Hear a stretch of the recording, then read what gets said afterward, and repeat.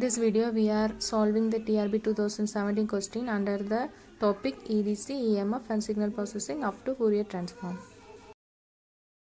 First question, a lossless transmission line having characteristic impedance of 100 ohm is connected to a load of 200 ohm. The voltage reflection coefficient is.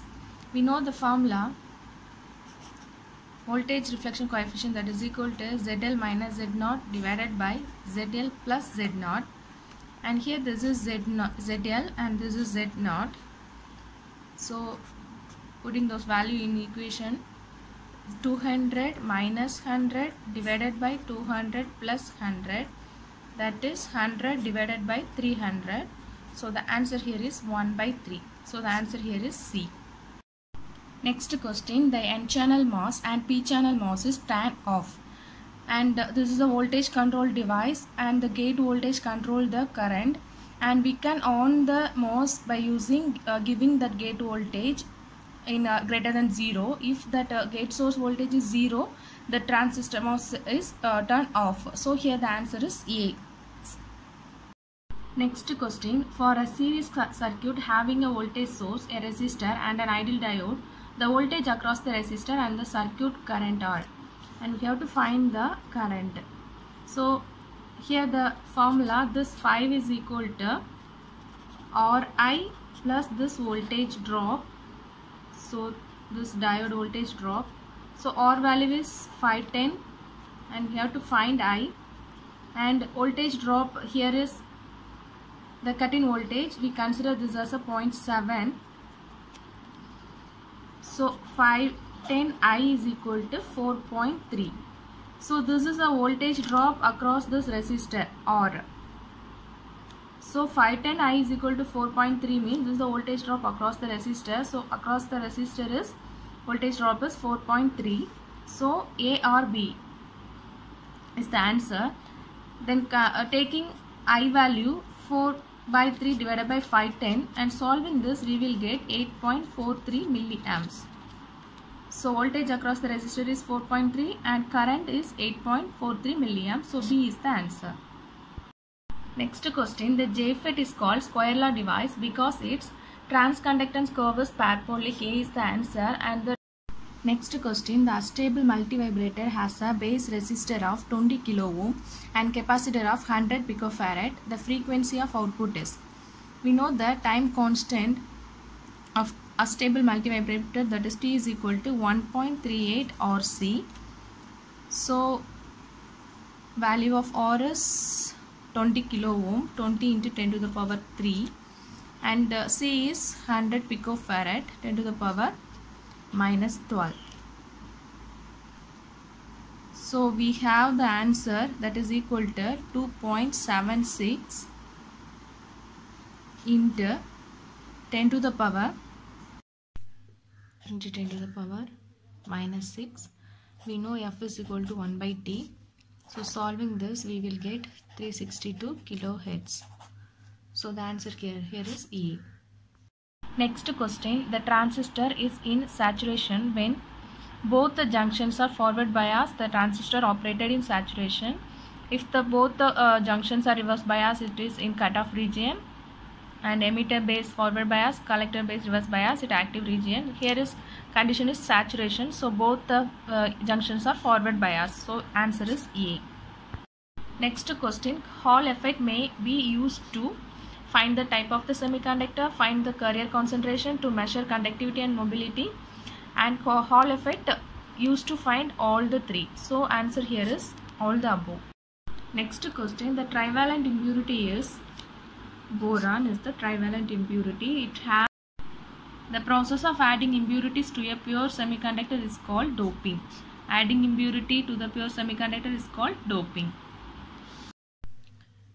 In the BJT symbol, the arrow in the emitter shows the direction of holes. That means the arrow in that symbol indicates the conventional current flow, that is opposite to electron flow. So the conventional current flow is always the direction of holes. Efficiency of a full wave rectifier is 81.2, that is double of that half wave rectifier.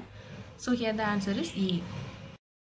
Next question, the flux of f vector xzi plus xyj plus yzk outward toward the surface of the cube cut from the first obtained by the plane x equal to 2, y equal to 3, z equal to 1 is.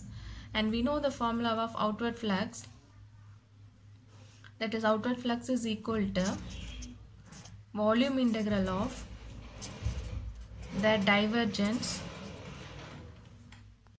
So first we have to find the divergence of this f vector, that is dou x by xz plus dou y by xy plus dou z by yz.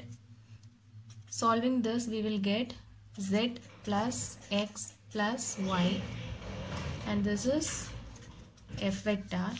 So taking volume integral, and here this is x means 0 to 2 is the limit, and for y 0 to 3 is the limit, for z equal to 1 is the limit, and here x plus y dx dy dz. So taking first integral of dx 0, 3, 0, 1, we get zx plus x square by 2 plus yx, limit is 0 to 2 dy dz, and we get 0 to 3, 0 to 1, 2z plus 4 divided by 2, that is 2, plus 2y dy dz. That taking 2 out, we will get z plus 1 plus y dy dz. Then solving next one, integral 1 zy plus y square by 2, limit is 3 to 0, and dz, we get 2 3z plus 3 plus 9 by 2 into dz, and taking 3 out, 2 into 3, integral 1 z plus 1 plus 3 by 2 into dz. So solving this, we get 601 and z plus this 2, taking 2 LCM means 2 plus 3, that is 5 by 2 dz. So taking integral of this, we will get z square by 2 plus 5 by 2 z.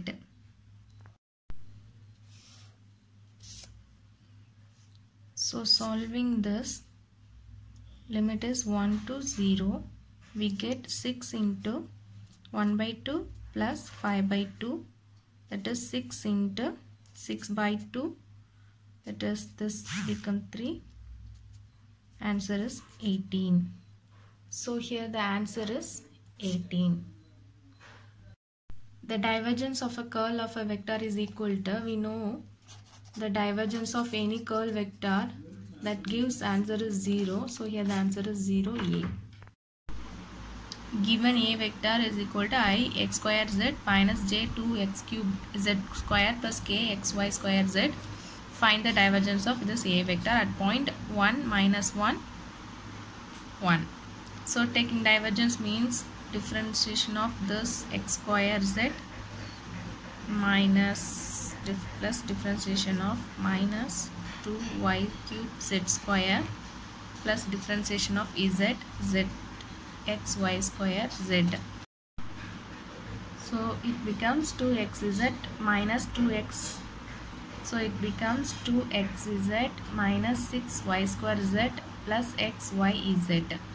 So giving values here, we will get 2 minus 1 the whole square, minus 1 the whole square, it also 1. So 6, and here this is 1. So 3 minus 6, that is equal to minus 3. So the here answer is D minus 3.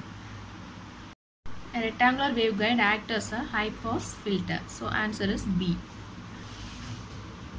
Next question, the cutoff wavelength in a standard rectangular waveguide for TE11 mode, and we know the formula, that is equal to m by a the whole square plus n by b the whole square, and here this is standard rectangular waveguide where b is equal to a by 2, so this become root of m by a the whole square plus 2n divided by a the whole square, and the mode is T11, so m is equal to n is equal to 1, so 2 divided by root of 1 by a the whole square plus 2 by a the whole square. So solving this, 2 divided by root of 1 by a square plus 4 by a square. So this becomes 2 divided by root of 5 divided by a square we taking out, and root 5, and we know the value of root 5, that is equal to 2.2360 something, so around this value. So putting that value here, we will get 0.844A. So here the answer is B. A silicon diode has bulk resistance of 2 ohm and a forward current of 12 milliamps. The actual voltage across the diode, and here the bulk resistance 2 ohm and forward current 12 mA, and the voltage across the diode, and voltage across the diode, that is equal to IR plus that cut-in voltage. So here I is 12 milliamps and R is 2 ohm plus cut-in voltage here is silicon 0.6. So here solving 24 10 to the power minus 3.6, that is 0.024 plus 0.6, that is equal to 0.624 volt. So here the answer is D. Next one, the base current for the above circuit is. So this is base current IB. We have to find base current. So consider this loop. So V is equal to VBB, that is equal to RBIB plus VBE, and we know this VBB equal to 0.7 volt and RB is 40 kilo ohm, and we have to find IB, and VBE is 0.7. So taking 0.7 this side, we get 40 into 10 to the power 3 IB, that is equal to 2. So IB is equal to 2 divided by 40 into 10 to the power 3. So solving this, we get 0.5 into 10 to the power 4 or 50 microamps. So here the answer is A, 50 microamps. In a NMOS transistor, when VGS is equal to 0 and to cause the channel to cease to exceed a negative voltage VTD must be applied between gate and source the transistor operated in. Here VGS is 0 and we have to give the gate source voltage is negative. So this is a NMOS depletion mode transistor. So this is a transistor operated in NMOS depletion mode. Answer is B.